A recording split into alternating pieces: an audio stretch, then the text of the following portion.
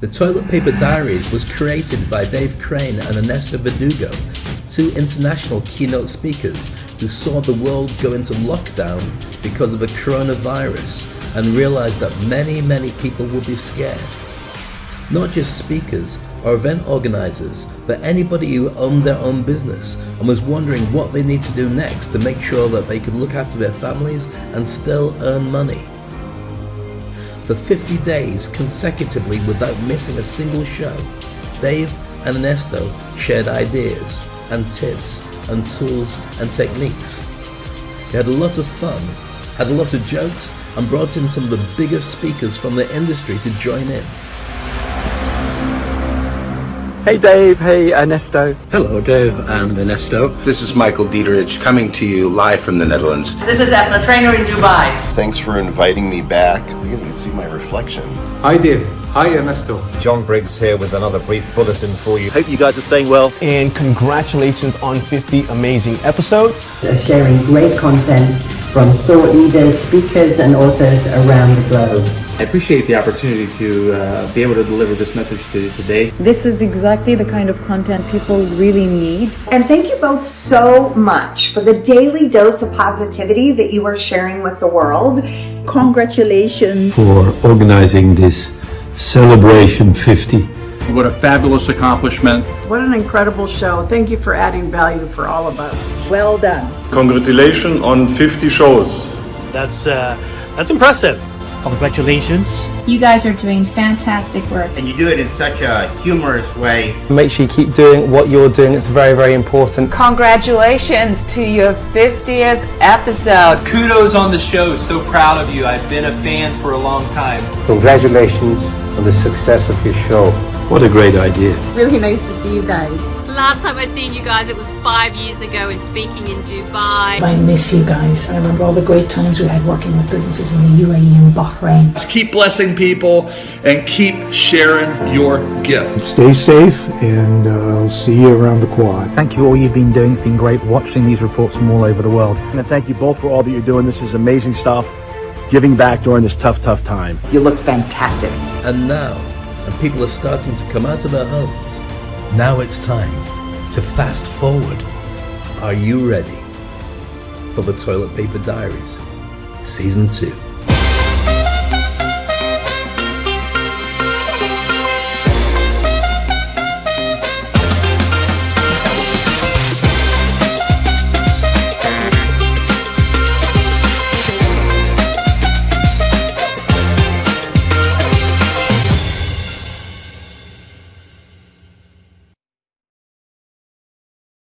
Hello, everybody. Hello, Ernesto. Hey, Dave.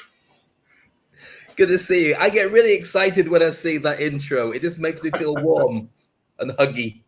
That's correct. If you're watching live, please make sure to share with everyone the episode. And if you're watching in YouTube, make sure to subscribe to the Toilet Paper Diary so that you don't miss any episodes whatsoever. And if you're just looking for us now, welcome to episode number 52. This is season 2, episode 52. That's right, here on the Toilet Paper Diaries. And if you haven't watched any of the episodes, go to the toiletpaperdiaries.com and you can see all of the episodes there. And also you will be able to find a lot of interesting things that we have put together throughout the 50 episodes that we have had in the past. Dave, how crazy startup we had for season 2. Well, you don't get more interesting than that. We start off by talking about some really important things like diversity, inclusion, changing the world and why it's so important in this day and age. And just when you think it's going fantastically, interesting things come along. When we went 2 days ago, we were at about 1,000 people. We've had about 4,000 or 5,000 people watch it since, and lots of comments have come back, so we've posted it. If you don't know what happened, episode 51, we've got our very own badge of honor. It's like First Blood, where Rambo comes out with a war wound and goes, oh! I don't know what he says, and I can't do a Sylvester Stallone impersonation. But we got taken off the air momentarily because the algorithms with our friends Facebook decided that we were troublemakers. I've got to admit, if you get you and me in a room together, there's going to be trouble, Ernesto. We probably thought we were going to steal something. But if you didn't see the last episode, then take a look at this. Sorry to interrupt you. I have just been informed that our video has been banned by Facebook. So it is Big Brother is watching us. Well, I'm glad you're watching because Facebook needs to hear this as well. But we're still broadcasting. We're still broadcasting, but nobody can see us. It's only us. So we are out of Facebook. Incredible. Wow, look at that. I didn't realize my face looked so sad and abandoned. I look like Bambi after his mum gets run over or whatever it is. It looked terrible. Oh my goodness. And it's like you turning around to me and saying, Dave, I just got a note back from Santa Claus and guess which list you're on. Sorry, don't worry, there should be some good stuff on Netflix for you. Yeah, it's insane. But anyway, today in episode 52, we are continuing with our I Have a Dream 2.0. And today we're going to be covering diversity and inclusion, which I think is going to be very interesting. Now, once again, this is not only about Black people. This is not about white people. This is not about Chinese people, Mexicans. I think we have to actually start seeing things in a broader perspective. Dave, why is it important to be inclusive in business? Because this is exactly the whole point on why we want to start getting people to understand why this is so important. Okay, I'll give you a little taster. Well, ultimately, the thing that we're talking about is once you've changed the attitude that we're talking about with Black Lives Matters, it then has a knock-on effect on everybody. So everybody starts getting included into the workplace and everyone feels part of it. And I'll tell you a little bit more about it later on, but ultimately, for every single organization that embraces diversity and inclusion and has a whole range of different people from different nationalities with different spectrums of learning and adaptability and so on, you end up with a much better reflection of a global workforce and the global customer than if you only stick with people like you. So that's ultimately what it comes down to. You become a much better company and your profits go through the roof because you've got so many options on decision making. I'll explain that better later on in the show, but that's the bottom line. That's why inclusion ultimately and diversity across the workplace is much more effective for every organization, wherever you're based. Yeah, that's exactly correct. And obviously, I mean, on this episode, we're going to be talking about not only the race issue, but we're also going to be talking about religion. We're going to be talking about sex. Yeah, so I think it's going to be quite interesting. But anyway, let's just get started with an interesting comment from Ashton Kutcher. Just have a look. We all agree all lives matter. But I had a really poignant experience tonight when I was putting my kids down to bed that lent the words for why Black Lives Matter. So usually Mila and I put our kids to bed, we read them a book, and our daughter always gets to go first.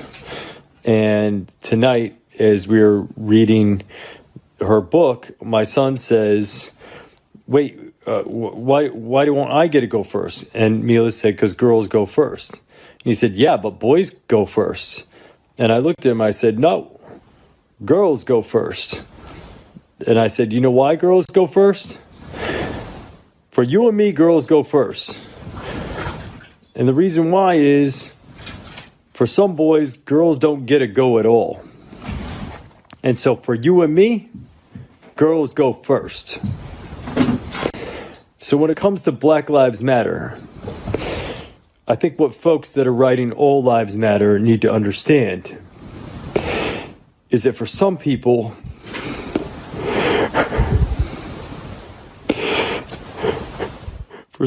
Black lives don't matter at all. So for us, Black lives matter. So while you may have the best intentions in saying all lives matter, remember, for some people, Black lives don't matter at all. This is a very powerful statement. I mean, I love to see what white people are doing, and I hope that with the consciousness is actually just getting there. When I was little in Mexico, there's no black people. There's a lot of brown people, but there's no black people. And strange enough, one of the dreams that I had one day was to have a very good black friend. And right now I feel blessed that I have a brother from another mother seeing me from the other part of the world. I love you. And I have to say that I really hope that all these things which are happening right now are going to create that consciousness that is going to change the world. And I think the whole thing has to do with beliefs. And this is why we have to take it into a higher context. It's not about what you think. It's not about what everybody has an opinion on. It's about the repercussions of not understanding that by not being inclusive and by not understanding other people, you're really missing out in life. And that's exactly what this is all about. And it's very interesting. We have had, same as when Obama was president here in the United States, we had native Mexican, not to call it Indian and not to get him confused with somebody from India. His name was Benito Juarez. He is one of the best presidents that Mexico has had. And he said something very powerful. He said, amongst individuals and amongst nations, respect for the rights of others is peace. I think it is just absolutely powerful because, of course, it is exactly what we need to start saying. Now, Dave, the funny thing here is right now the whole thing is going because of blacks or African Americans, as they call it here. But if you think about it, same thing many women have felt. I mean, it's exactly the same thing. And people just don't really seem to understand how weird that is. Well, don't you think? I agree completely. I mean, I know that when the Me Too movement came out, there were a lot of people complaining, saying, oh, here we go. Everyone's going to accuse everybody of stuff. But it wouldn't be, where there's smoke, there's fire. There wouldn't be an issue unless there was actually an issue. And so it really does need to be addressed, and it does need to be taken across all the different issues that we have. But one of them is going to break through. And that's ultimately what we're talking about here. And when you respect people, like you and I have been friends for 20 plus years, I recognize your hair and I recognize you as a person, but I don't notice anything outside of that. I don't recognize nationality. But when I meet people, I don't see them for color or anything apart from, oh, that's interesting. I wonder how that's different from my perspective.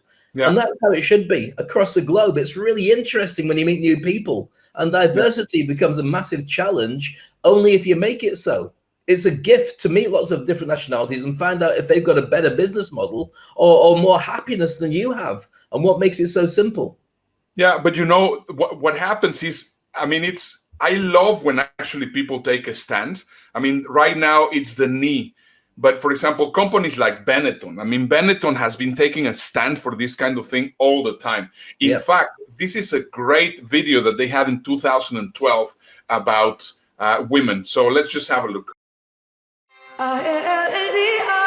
We're not better halves or worse. Definitely not the weaker halves. We won't settle for less.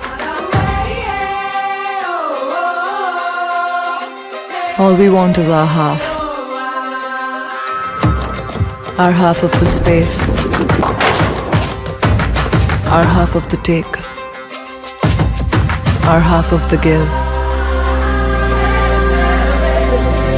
Our half of the strength. Our half of the opportunity for education. Our half of the share. Our half of the decisions in the decision making. Women have been denied their half for far too long. Let us unite for the equal half. No argument there. Happy with that? Very happy fantastic. With that. Very fantastic, good. Isn't it? It's really I think it's just that this should even be a conversation Why should we even have to say, let's give equal pay to women? It's ridiculous that we should have to say it. It should be just plain. You do a job, you get paid. Done. That's it. Yeah. Well, just think about it. I mean, it's just so weird sometimes the way that the Caucasian mentality of, well, you know, he's like from one race, he's from we have been, Mexicans are discriminated, Chinese are discriminated, black are discriminated, women are discriminated. Now there's another group which is also having an issue, gay people. I mean, we are in the freaking second decade of the 21st century, and there's still issues. Once again, let's just look at this video, because I think it's also great to understand that companies which are taking a stand and are trying to help improve the consciousness of people are great. Once again, this is Benetton, already from a few years ago. Have a look.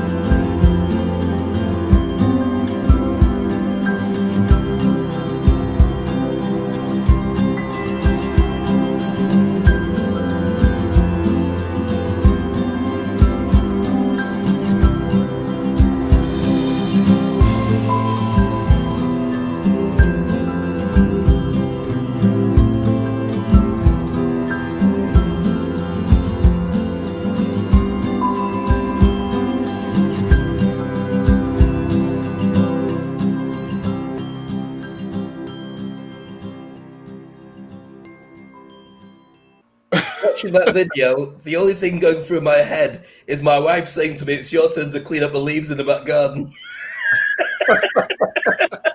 It's a beautiful video that all it has is just depicting love, but there's so many taboos.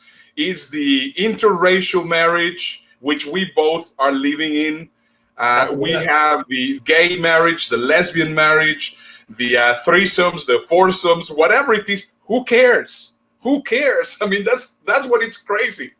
If nobody's getting hurt, and some people actually want to get hurt, that's their thing, then what is it got to do with anybody else? It's got nothing to do with anybody else. And we don't have to, when you've got the world as a global village and everyone's playing together, and some people have food that they like and food that other people don't like and so on, let them do what they want to do, as long as nobody's getting hurt, because the more you make connections with people, the more that you understand them, and the more you just let them be who they are.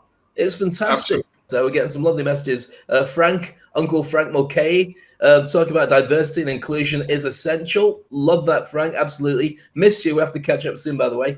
And saying that when he talks about workplace bullying, his prevention programs all the time, it's about misunderstanding. People don't understand really what's going on, and they're possibly taking the wrong idea. But when you actually level the playing field and people get more understanding of what's going on, then you get rid of most of the problems. So yeah, I agree. It's education, Frank.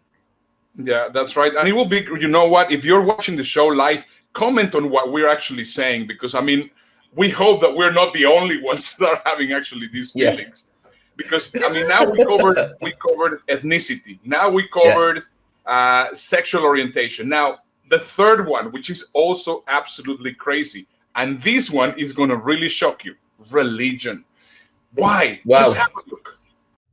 This is what you need to know about the future of world religions, according to projections by the Pew Research Center, whose results are driven primarily by current differences in fertility rates and the size of youth populations around the world.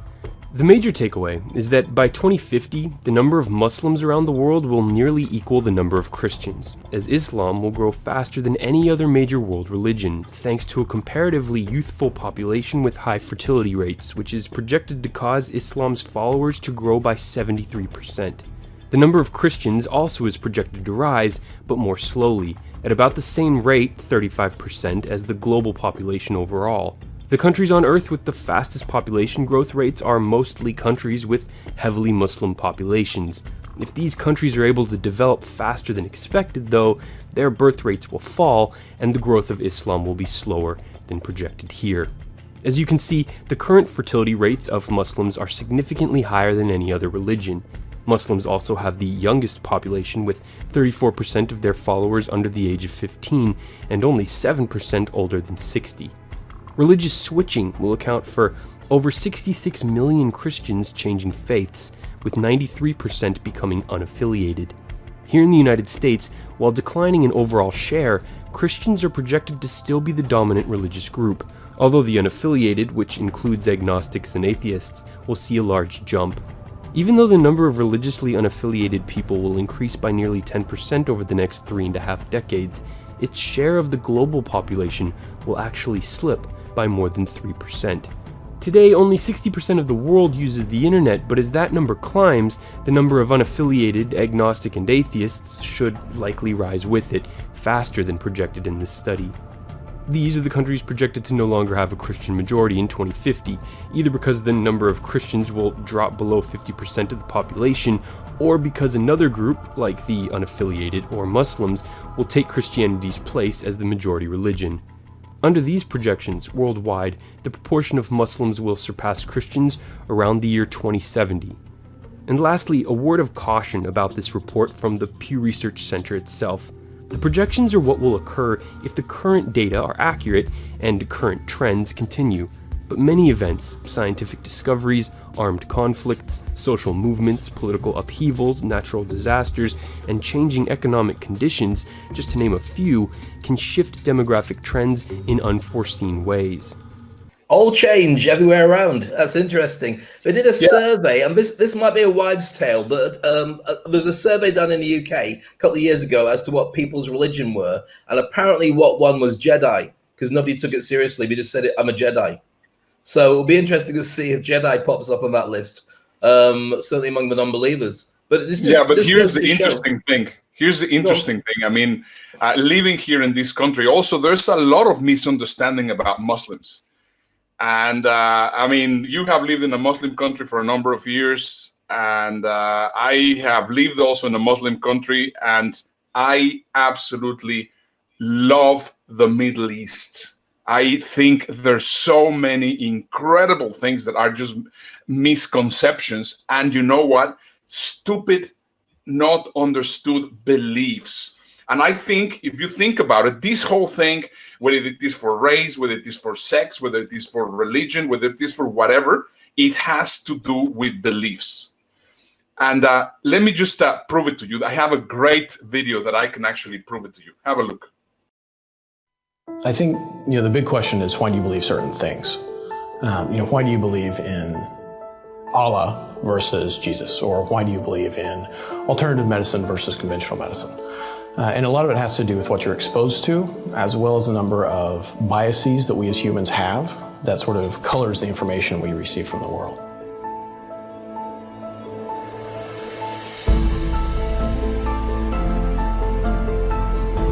A large portion of it's geography, right? So if you're born in Oklahoma, you're much more likely to become a Christian than you are a Hindu, simply because everyone else around you is a Christian. But in terms of the specifics of our beliefs, they're very, very highly driven by, what we're imprinted with early. So, those people that are around us, as well as the fact that we naturally, as humans, seem to have these pieces built into our brain that want us to believe things that are not necessarily backed up by the evidence. There's been some very, very interesting research over about the last 15 years or so that has cleverly shown that children, I'm talking here under 2 years old, seem to be naturally wired to believe in things that are not necessarily actually there. And that certainly helps contribute to our belief in supernatural things later in life. I think one of the things that you have to do if you're trying to help other people see that maybe what it is that they are thinking is not necessarily accurate is you don't go up to them and say, hey, you're wrong. That's a completely wrong thing to do, and we actually know that from research, is it's called psychological reactance, and I'll just say, hey, screw you, I'm double right now. So instead what you have to do is you have to help them understand, why is it that I believe these things, and why is it that you believe what you believe? I'm a huge fan of the scientific method. I think one of the best things that our culture has produced over the last 400 years is the scientific method. And the reason is because what the scientific method does is it takes all of these biases, all these heuristics that we're naturally prone to, and it helps to eliminate them. It helps to control for all the things that we as humans naturally do so that we don't fool ourselves. And that's the key to any sort of real understanding of things, is not just, oh, well, here's my evidence for it. It's, well, here's my unbiased evidence for it. For me personally, it's about seeing the world as it is, not as I want it to be. And I think the world would be a much better place if all of us were trained in how to think critically, in how to think rationally, in how to logically examine questions, and not just find what I want to believe, which is what we do naturally, but find what actually is, or what actually isn't, so that you do so in an unbiased way. You know, one of the things is, as a I'm a very spiritual person, but I'm not a very religious person, is when times are difficult, you wonder, if we didn't have everybody being driven by a spiritual set of rules that says you must be nice to each other and you must care because you won't be going to a special place afterwards, can you imagine how bonkers the world would be if nobody had anything keeping them in check? So I'm all for it. Whatever works for people, 100% I'm in for that. Yeah, you know, Dave, you and I have something in common, which I think is quite interesting. I left Mexico because I also felt claustrophobic because of the lack of understanding of other people, other religions, other races. And I moved to the Netherlands, and I was really very happy about the inclusion, and I thought it was just absolutely incredible. And then I moved to Dubai, and I had the same feeling. I mean, how does that? I mean, how do you see whenever you travel outside of Dubai? What's the contrast that you have in diversity and inclusion there in the UAE? Well, UAE, we don't see color. You've got 200 different nationalities here. And what we've done is we've created a world where you can have anything you want, but you've got to work for it. So as long as financially you can look after yourself, the government make it so easy for you. In fact, so many government ministers in this country are female and under 25. Sheikh Mohammed has made a point of making it as easy as possible for women to be promoted. He looks after the nationals here as well. But as long as everybody wants to do their thing here, you can do. Just don't upset anybody else. I find it so comfortable, and I find I don't have color in this country. I'm just somebody who's an expat, and I'd love to be, you know, a proper UAE citizen. But if you live here, you just see lots of people. I mean, I have so many friends that are married to somebody from a different country, and it's just normal. You'll look in, and it's like a Benetton advert. And when you meet somebody, you say, where are you from? And they go, you know, I'm from China, I'm from, I don't know, Switzerland or whatever it is. You go, oh, that's interesting. Tell me about it. And you genuinely want to know so you can broaden your horizons. And often you taste the food, you see the culture, you celebrate everyone's national holidays, their religious holidays. And literally, Dubai is like a Christmas tree in the fact that it gets lit up by different things all through the year as different celebrations happen for different nationalities. And it's an experiment that is, I mean, it's about 50 years old, that has worked better than anywhere I've ever been. And when I leave and travel around the world and go to incredible places, I actually can't wait to come back here where I just feel safe. And you feel safe because people feel differently about each other. I love it. It's a great experiment. I felt like that when I arrived to the Netherlands. And sadly, right now, from what I hear from our friend Michael Dietrich, the Netherlands has also been changing and developing that on lack of tolerance. Because one of the things that I really liked in the Netherlands was the tolerance. Let's see what Michael has to share with us. And he's actually going to be talking about, this is actually a video. This is not a live call. But he's going to talk about Zwarte Piet, and I will actually show a picture of Zwarte Piet in a moment so that you can see what happened with a very long-standing tradition. Have a look. Hi, Dave. Hi, Ernesto. Welcome back to the Toilet Paper Diaries. We've definitely missed you. Most people who know me as a very positive and energetic and uplifting person, but it's been hard lately. And since the 50th episode, since you guys have gone off air, I've kind of gone into a downward spiral as things in this world get worse and worse. And even though I live in the Netherlands, I'm watching America, a country that I'm still a citizen of, a country that I still love. And it's hard not to get political about this, but I just see this country being torn apart right now. And as Martin Luther King said, I have a dream. We have a chance to make things better, but I'm so worried that it's not going in the right direction. You know, a lot of people say, Michael, you live in the Netherlands. You're so lucky. You live in this beautiful, tolerant society. Well, I got to tell you, I came here in 1993, and the Netherlands was a Valhalla for me.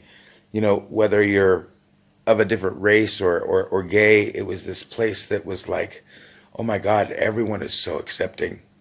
But I got to tell you, that was almost 30 years ago, and things have changed.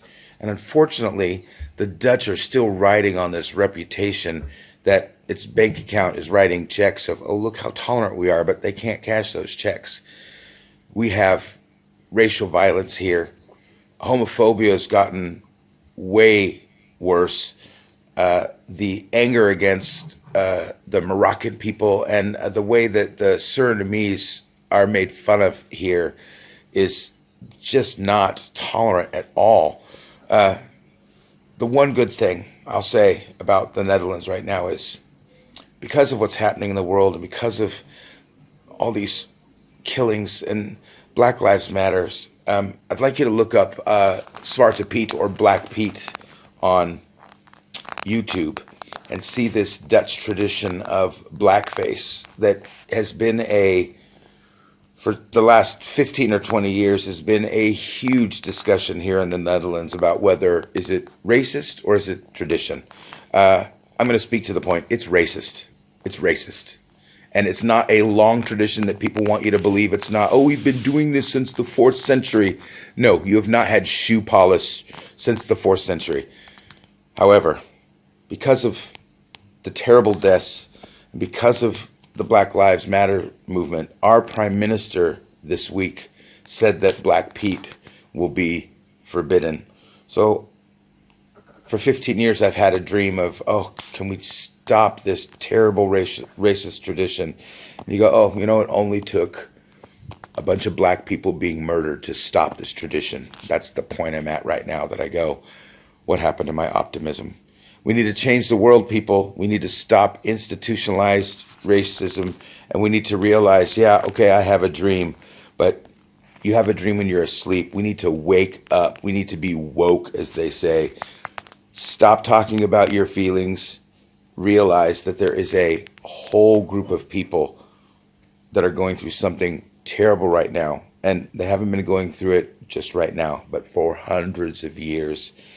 Let's change the world. Let's be better people. Back to you guys in the studio.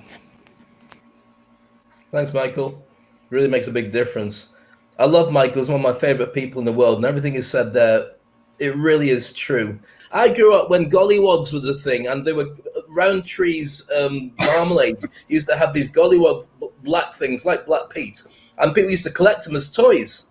And I remember at school we had a story called Little Black Sambo. A little black guy used to brush his teeth with soot, and it was just culture was just taken. And I was about 3 years old, 4 years old, and it was freaking me out at that age, thinking, hold on, why am I the only person that thinks this is horrible?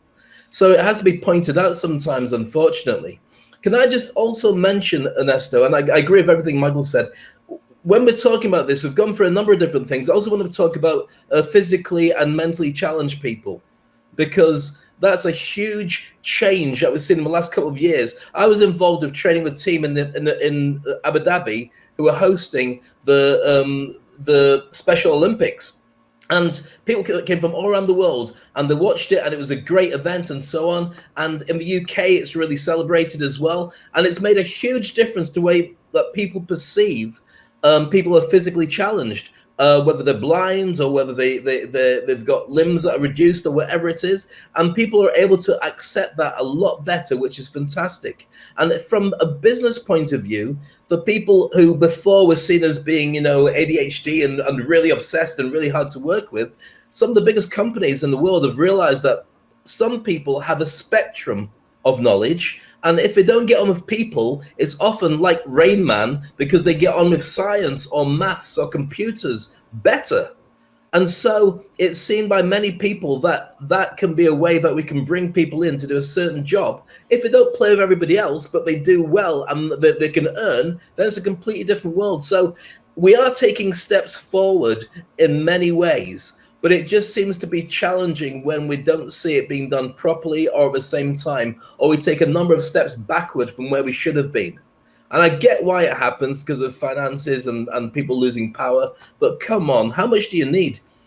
In the lockdown, how much did you need to go out in your big car? How much did you need to go out and show people what clothes you were wearing and how powerful you were? And none of it. The basics were there. You got access to the internet. You wore clothes. You washed every 2 weeks. And you just enjoyed life and connected with people in a way.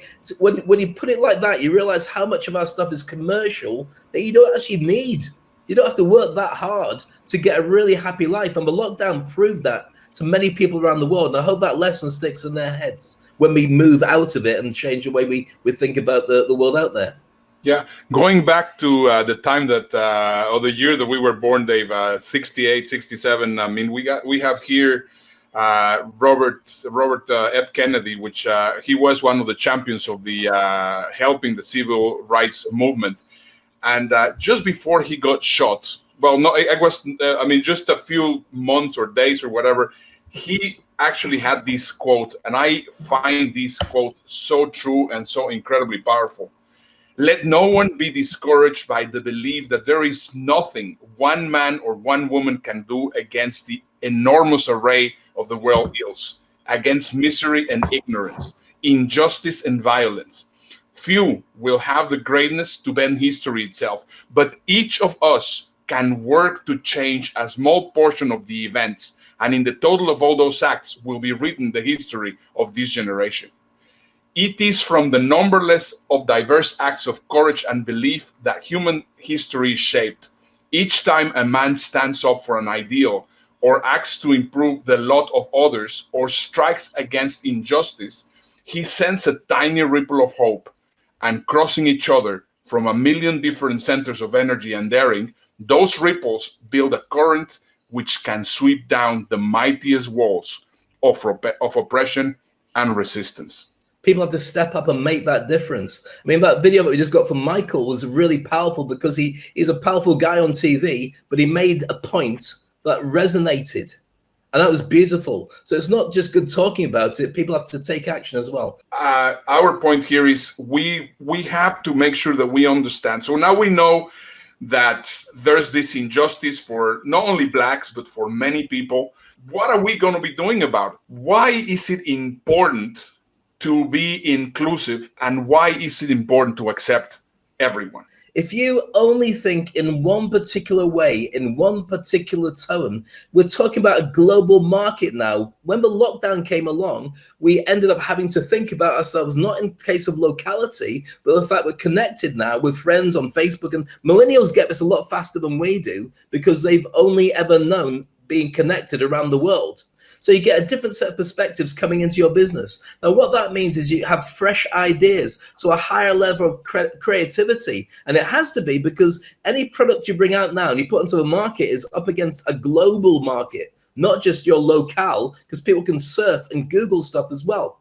So what you've got then, as well as higher innovation, new ideas developed by better people because they all bring new things to the market.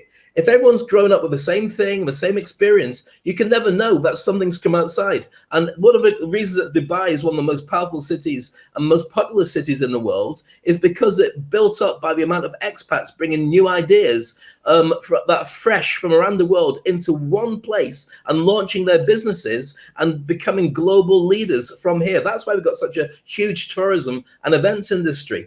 So then you've got much better decision making being made. People can make decisions, and it's actually been shown that when you've got a diverse workforce and it's a very inclusive mindset, they can outperform people who've got a company that isn't as diverse by 87% more. That's how powerful it is. You get faster problem solving because everybody brings a new perspective to the market. The amount of times I've been at home chatting with my daughter or my wife and I say, we should do it this way, and they'll come up with a much fresher and better idea because they just see it from a different set of eyes. So then you've got to look at the profits. Bottom line is you'll make money better if you go to market with fresh ideas faster than anybody else. And having a diverse workforce and an inclusive workforce means that. But let's look at the basics about your staff. You will get them engaged more if they feel that they're valued. If they feel they've got something to say, they'll make a point of doing that. You've also got the fact that your staff will not leave if they feel that the company cares about them. And if they do leave, they'll say, what a great company, and they'll send other people to come and work for you and work with you as well. I mean, as Munir's pointing out here, the world is now flat. The borders have gone. Don't tell everybody the world is flat. Some people truly believe that, Munir, by the way. That's a whole new conversation. And we're not going to go to that one. They're actually the flat earthers. I get the point though about the international diverse audience. So you got less employee turnover because people feel accepted. Your reputation and the brand of a company becomes bigger because people see that you're socially responsible. This is really important for the millennials, that they don't chase money. They don't chase value. They chase the fact that it's got to be helping the world. And if you're working for a company that's got a really strong CSR and you care about, got social responsibility, that matters. So then when it comes to hiring top talent, when surveyed, have said that 67% of them would prefer to work for a company that's got diverse. Oops, apparently we lost Dave, but yeah, it's absolutely completely right what he was saying. Also, what happens is that if you do not understand also diversity and you do not understand culture, and this is exactly what we're going to be covering in Fast Forward tomorrow. So make sure that if you are not you have not signed up for there on the Toilet Paper Diaries, because this is a secret showing. It doesn't really go to everybody. So the important thing is that we're going to be covering culture. Let me just share an important thing on culture and inclusion and diversity and understanding, which is critical. You know a company called Disney, right? Well, those guys went into Euro Disney because they thought, well, we're going to expand. And they just suddenly brought the Americana paraphernalia to France. And of course, it was not really taken very nicely. And of course, Disney was rejected for a number of years until it actually got an investment from a Saudi prince and also getting the French involved. Same thing happened in Hong Kong. So just take into consideration that if you do not understand all these different things, I think we got Dave back. Dave did a disappearing act for some reason. And I'm back again. Good to see you. It just goes to show how much better the show is when we've got a diverse workforce. No offense. I'm just saying. Plus, I was just about to say that one reason that you need a diverse workforce is the food's better, the music's better, and the stories about people how they grew up is much better. Dave, both you and I are married into different cultures. Yeah. I have had cultural shocks with my wife. My wife has had cultural shocks with myself. You have had the same thing. But at the end of the day, I mean, that actually makes things a lot better. I mean, here you are with your beautiful wife, Aziza. Here I am with my amazing and beautiful wife, Joan. And it's just a great experience to actually be living in a multi-race and multicultural environment, don't you think? Well, one of the things is during the lockdown, when we're getting food ready, when we have British food, and I go, oh, British food, it is so boring. And then Aziza will pull out a dish from Malaysia or Singapore or China or something, and suddenly my mouth dances because it's got lots of wonderful tastes and spices and stuff. So, yeah, I would recommend everybody marry somebody from Singapore. But to be serious about it, it's about the fact that you get to know new things, try out new things, and why not? In the UK, the number one dish for people wasn't fish and chips for many years. It was curry. And it went from being, chicken tikka masala, which is actually a made-up dish for the British market. It turned into, I thought it was a chicken tikka masala? I think it was. And then it went into Thai green curry as the number one dish for people. Now, okay, we're talking about people coming out of a pub and saying, what do you want to drink or what do you want to eat? And say, right, I'll have some of that. But it just shows that the tolerance, the mindset, and the interest has changed. And it's such a wonderful thing when you've got that. I'm sure it's the same for you, your beautiful wife, Jane from Holland. You know, Dave, you and I are very familiar with neuro-linguistic programming. So we know about pattern interrupts. And I think this is exactly a moment for a pattern interrupt. Now, if you have never heard of a pattern interrupt, I'm sure that you have seen it in marketing or you have seen it in t-shirts. And, great marketers are fantastic pattern interrupts. Kids are fantastic at interrupting patterns. If you're a good parent and you know how to use pattern interrupts, you will be able to actually change the way of thinking of people. So basically, let me show you just right quickly here an example of a pattern interrupt. Sex. Now that we have your attention, please eat at Subway. I mean, the fact that you're seeing the word sex there, or for example, I have seen another one that says, your wife is hot. And then underneath in very small letters, it says, please buy her better air conditioning. What happens? Of course, I mean, you're interrupting the pattern. So I have some interesting pattern interrupts. First of all, let's deal with race. So let's just have a look at this one. We were talking about the multi-race, multicultural weddings and marriages. Have a look. Yeah. I did not expect to marry like this straight up from Italy, like white man, ever.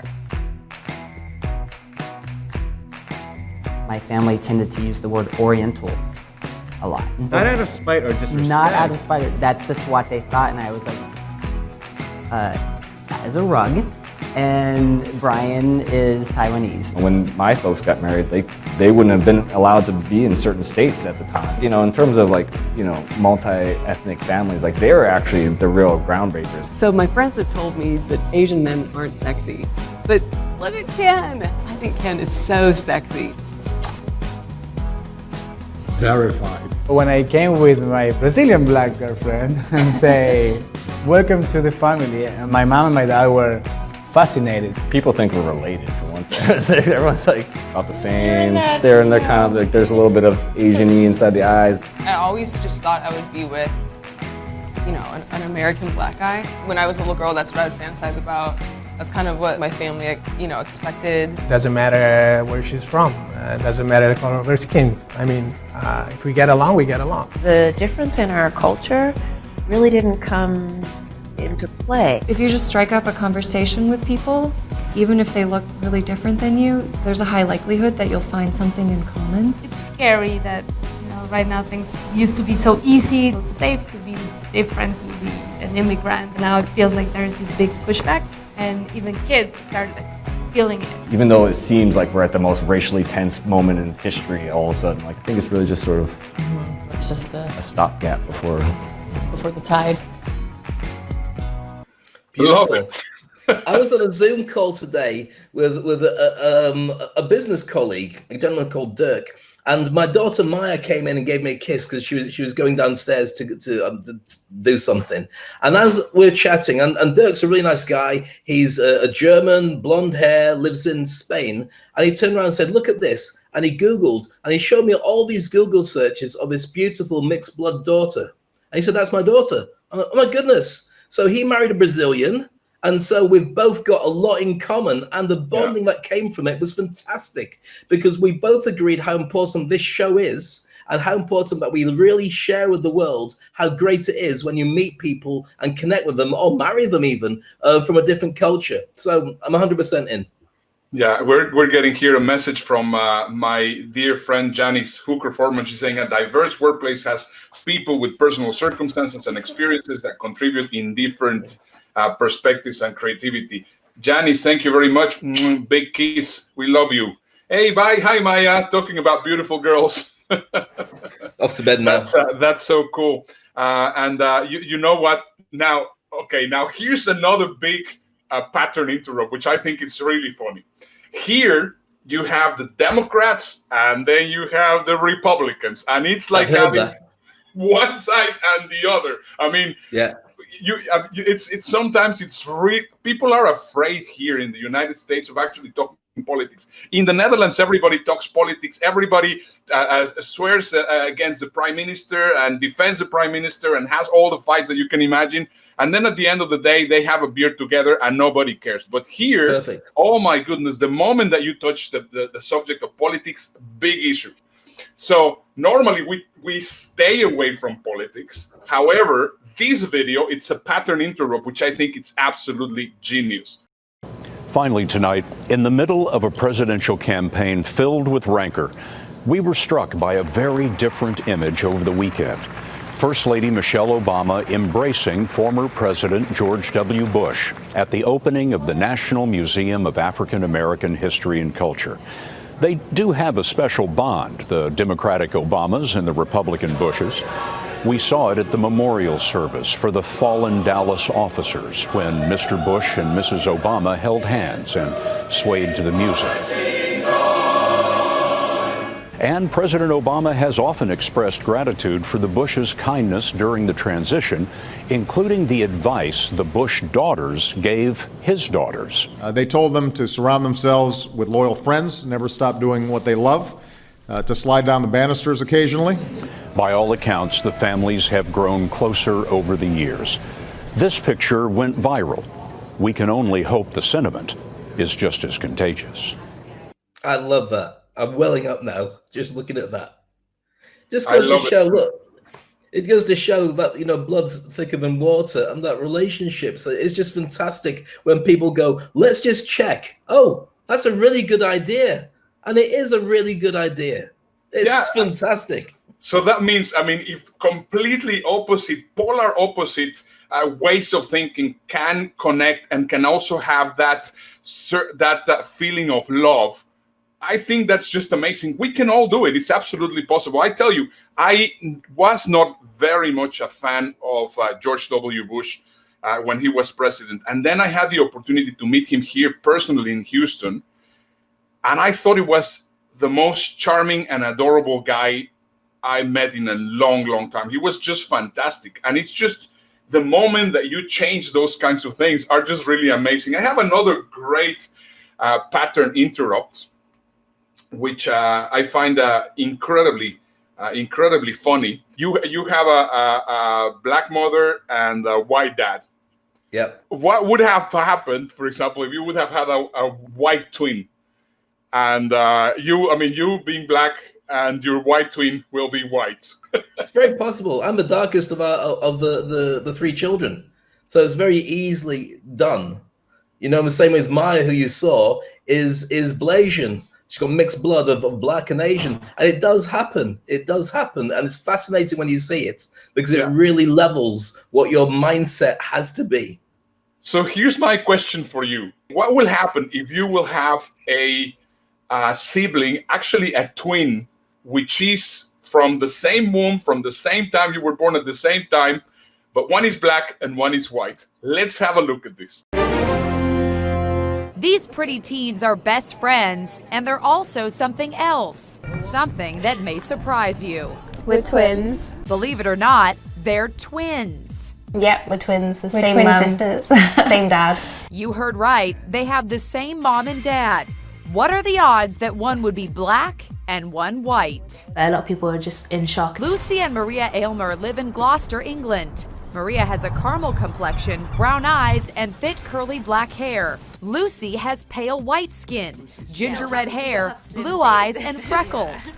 Most people have the same reaction when they hear they are twins. They say, how did it happen? We don't believe you. So, how did it happen? Their mom, Donna, is half black and half white. The twins' dad, Vince, is white.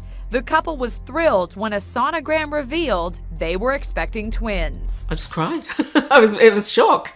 Mom did a double take when she delivered one black and one white baby. I'm so glad Mum dressed us in such cute little outfits. Mom dressed her adorable twin daughters in matching outfits, just like twins everywhere.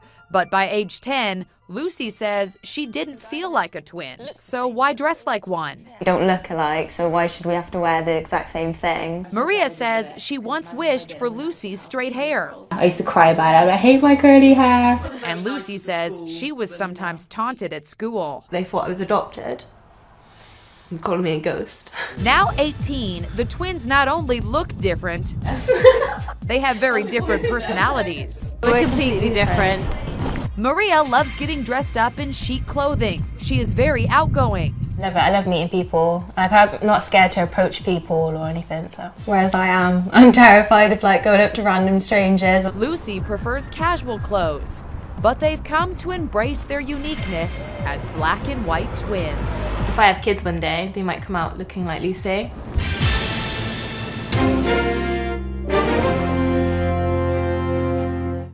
Hey! Yes. Isn't that cool? Now, I mean, I think for you and I, Dave, the only thing that we need is matching outfits. I don't think anyone's going to get us mixed up as twins. Mind you, we are looking closer together. Your afro has grown since you started doing the show, and physically, I haven't really worked out either. So yeah, we could be twins. We're brothers from another mother, if nothing else. And I come from a family. My mother's family is all twins. So there's like 3 or 4 twins in my mother's family, and so there's a very good chance that we could have had twins. There you go. I mean, so imagine what a pattern interrupt. Oh my goodness, my brother's black, my twin brother's black. That's great. Now, imagine this is another really very good one. What happens if you actually get some of the oddest combinations that you can find and put them together? And this one you're gonna really like. Have a look. No other TV show comes close to being as oddly perfect as Martha and Snoop's potluck dinner party. It's equal parts weird, educational, and hilarious. A gangster rapper pairing up with a grandmother and businesswoman might have seemed like a recipe for failure, but the opposite couldn't be more true. The show, with its rotating list of celebrity guests, has proven to be a ratings blockbuster and hit with critics, even earning an Emmy nom. The show returned for its second half of Season 2 in August 2018, and we couldn't be hungrier for whatever these two are cooking up next. But to quench your thirst between episodes, here's what you need to know about Martha and Snoop. The idea of a cooking show with co-hosts Snoop Dogg and Martha Stewart definitely sounds absurd. And sure, they might be like oil and water on the surface, but their friendship is 100% genuine. The pair have had a fondness of one another ever since Snoop was a guest on Martha back in 2008. This is parquet or margarine? No, this is butter. This is butter? Real butter. I used to like that commercial. Unsalted butter, and look. Parquet. Over the years, their friendship has grown into what Snoop calls, quote, a natural combination of love, peace, and harmony. Watch a single episode and it's immediately obvious that the two have great chemistry. Producer Sally Ann Salsano said, "I think it feels so good because you have two people that genuinely love each other and respect each other for real." People would have never thought that we could have a relationship and have a friendship, but that's what's wrong with people. Stop judging the book by the cover. Let's be honest. Who else is going to put out a cookbook that could potentially include both truffle pizza and pork chops with a malt liquor glaze? Stewart told the LA Times, "We publish good, tested recipes. That's important to me." By the way, unagi is an aphrodisiac. So it's Viagra in there? The show has proved that just about anything is possible with these two, so who knows what the future will hold. But we can all agree that a Snoop and Martha cookbook would be, as Snoop might say, off the hizzy. For shizzle. I'm not a fan of cookery shows, but that I will watch until I get inspired to start cooking anything. Yeah, that you know what brilliant. I think is great, Dave? I think we actually have a chance in the networks. If they've opened it up to Snoop and Martha Stewart, then why can't we have our own show? Where's the call from Hollywood?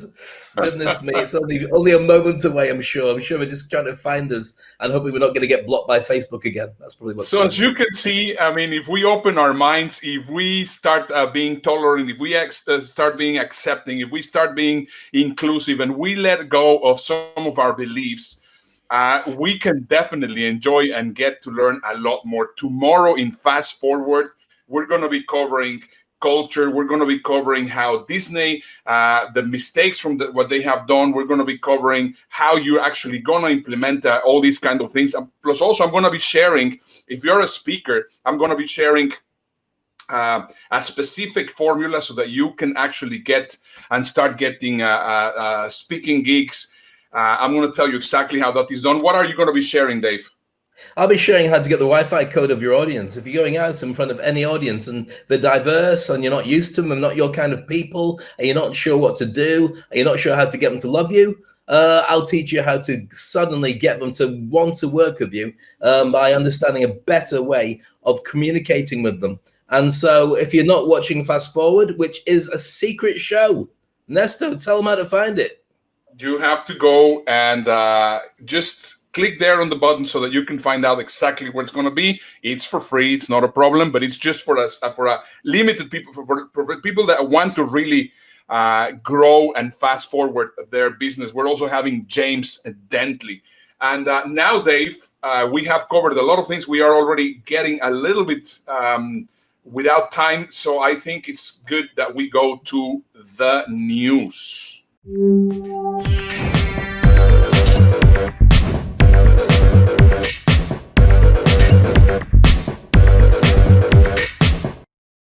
What's going on? Well, I think the first thing that we need to check is this one, because of course, I mean, the whole thing why we started this show was because of the pandemic. And we can just see here, coronavirus are basically pushing Latin America to the limit. Right now, Latin America, it's in very, very bad shape. I was just reading today that Texas, California, New Jersey, and a number of different places are also striking, I think, because after the protest of the Black Lives Matter, this is going to continue. So we are not out of the woods. That, I think, it's an important set of news. We haven't changed. I mean, still is there. So we'll be here for a little bit longer, I've got to say. Can we just mention again, but fast forward, by the way, ladies and gentlemen watching the show, that if you enjoy watching the Toilet Paper Diaries, you won't be able to watch it like this. It's a private show.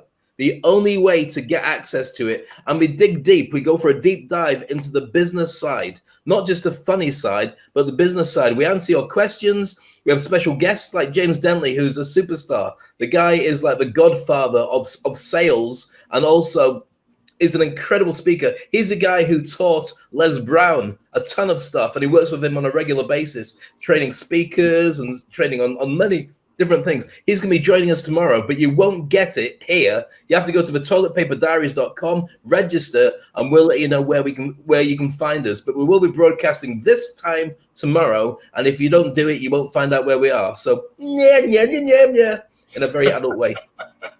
That is exactly correct. The airlines are being shrunk tremendously. Some of them even 95%. Emirates is starting to discontinue the service of the A380. KLM is getting rid of all the 747s. Delta is getting rid of all the 777s. So yes, I mean, it is. I mean, what the pandemic has done is just absolutely insane. It's very. Thousands of people, many of them the friends that we've got. My wife started off flying for Etihad, and her batchmates are no longer flying. They've all been given their marching orders. I understand why it's happening, because the demand has changed. People are scared to fly, so on. But that's just one disruption in the airline industry. It's happening right across the board. Now, I feel for everybody who has to go back home and they have to reinvent themselves and so on. But that's what this show is created for. It's created to give you a different mindset, to help you think about business differently, and to be able to create a digital version of what you need to do, and also discover new directions that maybe you hadn't considered because you'd stayed in the same job, comfortable for such a long time. So that's why it's important to keep watching the show, share it with your friends, let them know about it, join our tribe, and of course, join us for Fast Forward for more tomorrow. Yeah, absolutely. Now, before I share this other news, which I think is at least about 3 days old, but I just cannot stop laughing. Once again, it's political, yes, but it's making a statement, and that's what the whole thing is. And I think it's just absolutely fantastic. When I was working for KLM in the Netherlands, their biggest rival, their biggest competitor was British Airways. And they always said that the alternative airline to the UK was KLM, not British Airways. So what KLM did, and that's really some of the best marketing tips that you can imagine, they actually talked to one of the farmers close to Heathrow Airport, and they asked them to actually get on top of their roof of their farm, fly KLM. So every time that you actually land till this day in Heathrow Airport, you will see on the farm a Fly KLM big sign. And I thought it was genius. So it's just hilarious, don't you think? It's just absolutely hilarious. That's really marketing at its best. And this is something that nobody will tell you this in the news, and that's why it's so important that you actually listen to these things here only with Dave and myself here in the Toilet Paper Diaries. And it's really very interesting and very funny. This is 16th Street in Washington, D.C., and possibly you have already heard that they changed the name of 16th Street, and now it's Black Lives Matter Plaza. And the whole 16th Street, in a massive way, it says Black Lives Matter. Now, let me just show this to you into perspective, because this is just absolutely genius from the people from Black Lives Matter. It's just so funny. Over here, this is 16th Avenue, and you will see on the other side Pennsylvania Avenue, where the White House is. And every time that the president takes off in Marine One or lands in Marine One, that's exactly what he's going to see. That is,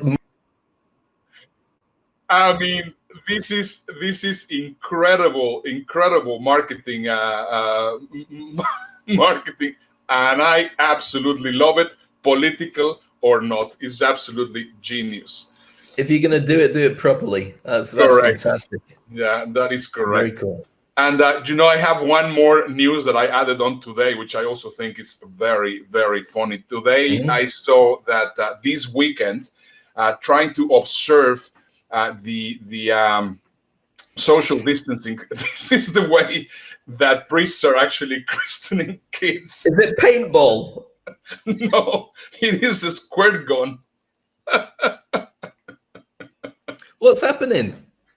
Yeah, they are basically the kid is just being baptized with a squirt gun. That's what's going on. That is brilliant. That is brilliant. And the thing is, by the end of it, he's got to be quite a good shot. He could do paintball if he wanted to. But, I was showing this picture to my daughter Nina, and she says to me, oh my goodness, can you imagine how confused the poor child is? His first experience of the system that's going to keep him, inspired for the rest of his life is an old bloke with a water pistol trying to catch him on his forehead with a gun. That's like the way you do it on Reservoir Dogs. Do you think that they're actually going to put that picture on a frame? Well, they should do. They should do. I mean, that's something I'd like to be able to look at years later and experience and tell people that's why I wear an eye patch. Oh my God. Anyway, Dave, we have run out of time, but I mean, it's been an honor and a privilege doing this show. I think I Have a Dream 2.0. I think we have given the best of us, and it's been really enjoyable doing this with you. I wouldn't want to do this show with anybody else, Ernesto. You rock, and also all our friends watching it, spending the time with us rocks as well. Thank you.